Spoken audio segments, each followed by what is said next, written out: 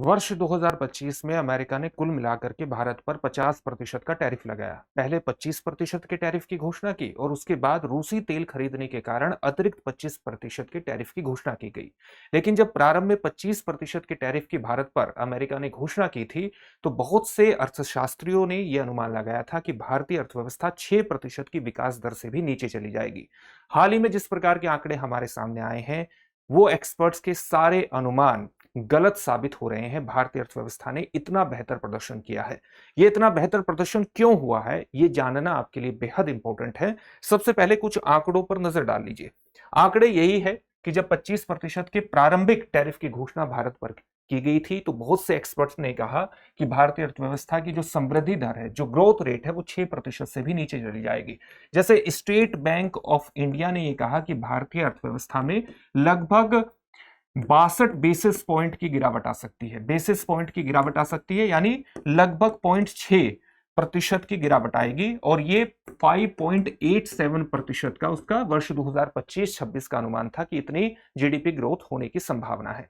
इसके अलावा एक संस्था है बार्कलेस, उसने कहा कि भारतीय अर्थव्यवस्था में 30 बेसिस पॉइंट की गिरावट आ सकती है। इसी तरह से नोमुरा ने यह कहा कि 20 बेसिस पॉइंट की गिरावट आएगी। इसके अलावा कुछ सरकारी अधिकारियों ने भी ये कहने की कोशिश की कि भारतीय अर्थव्यवस्था में एक बड़ी गिरावट आ सकती है, बेहतर नहीं, एक बड़ी गिरावट आ सकती है, जैसे 0.2% की गिरावट भारतीय अर्थव्यवस्था में सामान्य तौर से रह सकती है।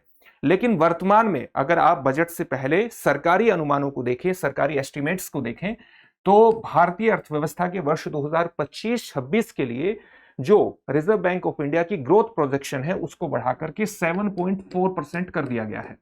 इसके अलावा अगर आप भारतीय अर्थव्यवस्था के जुलाई, अगस्त, सितंबर की तिमाही के ग्रोथ को देखें, उसकी समृद्धि दर को देखें, तो वो 8.2% रही है। इस प्रकार से आप देख सकते हैं कि जो अमेरिका के द्वारा लगाए गए टैरिफ हैं, उनका असर न के बराबर आपको दिख रहा है। आपको यहां पर यह जानना बेहद आवश्यक है कि आखिर भारतीय अर्थव्यवस्था की वो कौन सी चीज है जिसके कारण जो टैरिफ हैं वो बेहद बेअसर हो रहे हैं। उसको हम आपको बताएंगे, लेकिन उससे पहले इसको ध्यान में रखिएगा कि दृष्टि संस्थान ने आपकी जीएस की तैयारी को पूरी तरह से करवाने के लिए हाल ही में GS studio foundation live online course launch किया है, मात्र 24,999 में। यह मात्र 24,999 में मात्र 14 महीने में ही आपकी तैयारी को पूरा करा देगा। इस कोर्स को करने के बाद जब आप जीएस फाउंडेशन ऑफलाइन बैच में एडमिशन लेंगे, तो ये सारी फीस वहां पर एडजस्ट हो जाएगी, यानी एक तरह से ये कोर्स आपको फ्री में पड़ेगा। इस बात को भी ध्यान में रखिएगा कि इस कोर्स को लेते हुए अगर आप इस फीस में डिस्काउंट चाहते हैं, तो आप मनीष कोड का इस्तेमाल करिए। मनीष कोड का अगर आप इस्तेमाल करेंगे तो इस फीस में भी आपको डिस्काउंट प्राप्त हो जाएगा। इससे संबंधित जो बैच है वो हिंदी, इंग्लिश और इंग्लिश तीनों में ही उपलब्ध है। इंग्लिश माध्यम का जो बैच होगा उसमें हिंदी और इंग्लिश दोनों में चीजें समझाई जाएंगी, लेकिन जो मटेरियल उपलब्ध होगा वो इंग्लिश में होगा। 2 वर्षों की करंट अफेयर्स की क्लासेस का एक्सेस रहेगा, जो भी पढ़ाया जाएगा पीडीएफ फाइल मिलेगी। अपने आप में एक संपूर्ण पैकेज है। तो आपको जिस भी बैच में एडमिशन लेना है, एडमिशन लेने के लिए डिस्क्रिप्शन में दिए गए लिंक पर जाइए, अपने एडमिशन को सुनिश्चित कीजिए। और अगर किसी भी तरह का डाउट हो तो 8750187501 पर आप कॉल कर सकते हैं। अब आपके लिए जानना जरूरी है कि आखिर वो कौन सी चीज थी कि अमेरिका के टैरिफ से भारत बेअसर नजर आ रहा है। अगर किसी भी अर्थव्यवस्था में सामान्य ग्रोथ को बनाए रखना है, तो दो चीजें बहुत जरूरी हैं। एक तो उपभोग व्यय को बनाए रखना है, यानी जो आपकी जनता है वो लगातार खर्च करती रहे, उसकी डिमांड बनी रहे। अगर अर्थव्यवस्था में लगातार डिमांड बनी रही, तो ये इस बात की प्रबल संभावना है कि जो ग्रोथ रेट है उसके वो नहीं गिरेगा। साथ ही अगर अर्थव्यवस्था के सभी सेक्टर्स में एक बैलेंस बनाए रखते हैं, तो एक सेक्टर दूसरे सेक्टर को संभाल सकता है। यानी भारतीय अर्थव्यवस्था के अगर आप आंकड़े देखेंगे, तो भारतीय अर्थव्यवस्था केवल कृषि पर या केवल सेवा क्षेत्र पर या केवल मैन्युफैक्चरिंग सेक्टर पर, केवल उद्योगों पर निर्भर नहीं है, बल्कि इसमें एक बैलेंस्ड ग्रोथ दिखाई देती है। किस प्रकार की बैलेंस ग्रोथ आपको दिखाई देती है? अगर आप सेक्टर वाइज देखें, तो किसी एक सेक्टर ने ये ग्रोथ प्रदर्शित नहीं की है, अलग अलग सेक्टर ने बेहतर प्रदर्शन किया है। यहां पर हम दो उदाहरण देखते हैं, मैन्युफैक्चरिंग सेक्टर का और सेवा सेक्टर का। अगर आप मैन्युफैक्चरिंग सेक्टर की बात करेंगे, विनिर्माण क्षेत्र की बात करेंगे, तो वर्ष 2024-25 में जो इसकी ग्रोथ रही थी वो 4.5% रही थी, और वर्ष 2025-26 में इसका जो ग्रोथ प्रोजेक्शन है वो कितना है? वो ग्रोथ प्रोजेक्शन है 7% का। यानी मैन्युफैक्चरिंग सेक्टर ने एक बेहतर ग्रोथ प्रदर्शित की है। इसी प्रकार से अगर आप सर्विस सेक्टर को देखेंगे, सेवा क्षेत्र को देखेंगे, तो सेवा क्षेत्र ने पेशेवर और वित्तीय सेवाओं सहित जो वर्ष 2025-26 का इसका ग्रोथ प्रोजेक्शन है वो 9.9% का है, जो अपने आप में एक बहुत बड़ी वृद्धि को प्रदर्शित करता है। और इसमें भी अगर आप ट्रेड, होटल और ट्रांसपोर्ट जैसी चीजों को देखेंगे तो उसने 7.5% का ग्रोथ प्रोजेक्शन है वर्ष 2025-26 का। यानी आप इन सभी सेक्टर्स में, भारत के जो अलग अलग सेक्टर्स हैं अर्थव्यवस्था के, उनमें एक बैलेंस देख रहे हैं। ये ऑल आउट ग्रोथ है, हर सेक्टर का एक ग्रोथ हुआ है और इसलिए ये अर्थव्यवस्था को संभालने में सक्षम हुए हैं। इसके साथ ही सरकार ने, आरबीआई ने कुछ महत्वपूर्ण कदम उठाए हैं जिससे भारत में उपभोग व्यय बना रहा है। जैसे इन कदमों को देख लेते हैं। इन कदमों से पहले इस बात को ध्यान में रखिएगा कि भारत का जो सरकारी व्यय है, न केवल सरकारी निवेश में बेहतर बढ़ोतरी हमें देखने को मिलती है, सरकारी खर्च में बढ़ोतरी देखने को मिलती है, बल्कि हमें निजी निवेश में भी एक बेहतर बढ़ोतरी देखने को मिलती है। जैसे अगर आप देखेंगे निजी निवेश की अगर आप बात करें तो पिछले साल का जो निजी निवेश है वो 7.1% से बढ़कर के अभी तक के जो आंकड़े आ रहे हैं, ये वर्ष 2025-26 में 7.8% होने वाला है।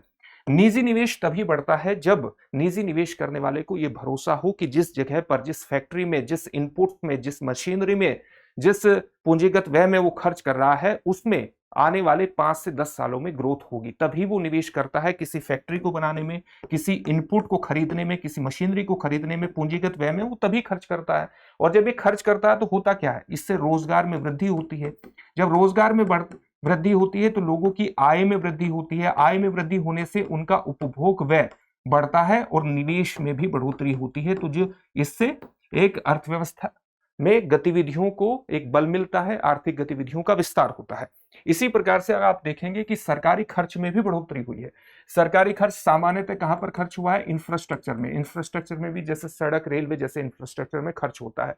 इससे भी आर्थिक गतिविधियों का विस्तार होता है, रोजगार उत्पन्न होता है, और रोजगार उत्पन्न होता है तो लोगों की आय बढ़ती है, आय बढ़ती है तो उपभोग व्यय बढ़ता है, निवेश बढ़ता है। तो केवल सरकारी खर्च ही नहीं हुआ बल्कि निजी निवेश भी बढ़ा हुआ है। साथ ही सरकार ने भी कुछ महत्वपूर्ण कदम उठाए हैं। वे कदम क्या है, अगर आप सरकार के कदम को देखें तो फरवरी 2025 का जो बजट था सरकार का, उसमें आपने देखा होगा कि जो इनकम टैक्स स्लैब है उसको 12 लाख तक बढ़ा दिया गया। यानी 12 लाख तक की वार्षिक इनकम पर किसी प्रकार का इनकम टैक्स नहीं लगेगा। इससे भी क्या होता है, लोगों के जेब में पैसे आते हैं और उस पैसे का इस्तेमाल वो निवेश में कर सकते हैं, वो खर्च में कर सकते हैं, उपभोग व्यय में कर सकते हैं, और इससे भी आर्थिक गतिविधियों का विस्तार करने में मदद मिलती है, अर्थव्यवस्था में डिमांड बनाए रखने में मदद मिलती है। इसके अलावा आपने देखा होगा कि सरकार का एक महत्वपूर्ण कदम क्या रहा है, जीएसटी रैशनलाइजेशन। जीएसटी रैशनलाइजेशन या आप कह सकते हैं जीएसटी 2.0 कब से लागू हुआ, दूसरा चरण ये लागू हुआ 22 सितंबर 2025 से लागू हुआ है। जब सरकार ने, पहले कितने स्लैब हुआ करता थे, सामान्यतः 5% का स्लैब हुआ करता था, 12% का था, 18% का स्लैब था जीएसटी में और 28% का था। सरकार ने 28% की बहुत सी वस्तुओं को 18% और 12% की बहुत सी वस्तुओं को 5% में कर दिया। और यहां पर दो ही स्लैब आपको देखने को मिलेंगे, 5% का और 18% का। अब इससे क्या हुआ, जीएसटी रैशनलाइजेशन से क्या हुआ कि जीएसटी का अनुपालन आसान हो गया, लोगों को पैसे बचने लगे और इससे उपभोग व्यय में बढ़ोतरी हमें देखने को मिलती है। उपभोग व्यय को भारत बनाए रखने में, डिमांड को बनाए रखने में भारत सक्षम हुआ। ये सरकार का एक बहुत बड़ा कदम था जीएसटी रैशनलाइजेशन। साथ ही सरकार ने अपने रिवेन्यू पर कोई नकारात्मक असर न हो, रिवेन्यू भी बना रहे, उसके लिए भारत सरकार ने क्या किया कि बहुत सी चीजों को सिन गुड्स में डाल दिया। और सिन गुड्स में जैसे पान मसाला को, हाई लग्जरी वस्तुओं को, और उस पर 40% का टैक्स लगा दिया, जीएसटी लगा दिया। तो इस प्रकार से अपने रिवेन्यू की भी भरपाई कर ली। इसी तरह से अगर आप देखेंगे तो आरबीआई के भी कुछ महत्वपूर्ण कदम रहे हैं वर्ष 2025 में, जिससे भारत में मार्केट में पैसा बना रहा है, वित्तीय प्रवाह रहा है, और साथ ही महंगाई पर नियंत्रण के साथ साथ डिमांड बनी रही है। आरबीआई के महत्वपूर्ण कदम क्या थे, अगर आप जनवरी 2025 से लेकर के दिसंबर 2025 के दौरान देखेंगे तो भारत का जो रेपो रेट है, जो मुख्य दर है, उस रेपो रेट में 6.50 से लेकर के 5.25% पर वो आया है। यानी 125 बेसिस पॉइंट की इसमें गिरावट हुई है, जो एक बहुत बड़ी गिरावट को प्रदर्शित करती है। रेपो रेट क्या होती है, वो एक ऐसी रेट है जिस पर आरबीआई वाणिज्यिक बैंकों को अल्पकालिक ऋण प्रदान करता है।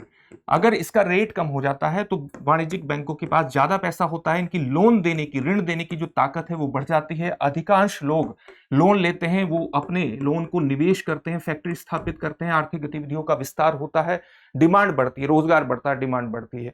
तो आरबीआई का यह महत्वपूर्ण कदम था।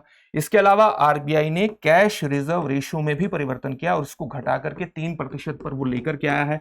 कैश रिजर्व रेशियो क्या होता है? बैंकों को अपनी कुल जमा राशियों का एक निश्चित प्रतिशत नकद रूप में आरबीआई के पास रखना पड़ता है। तो अगर इसको घटाते हैं तो फिर जो बैंक है उनकी ताकत बढ़ती है लोन देने की, और लोन देने की ताकत बढ़ती है तो उससे फिर आर्थिक गतिविधियों का विस्तार होता है।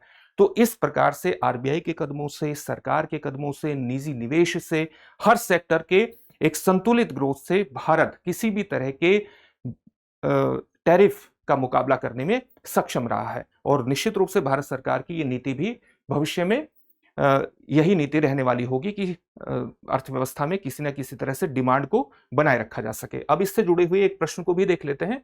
प्रश्न है, जुलाई सितंबर तिमाही में भारत की जीडीपी समृद्धि दर कितनी रही है?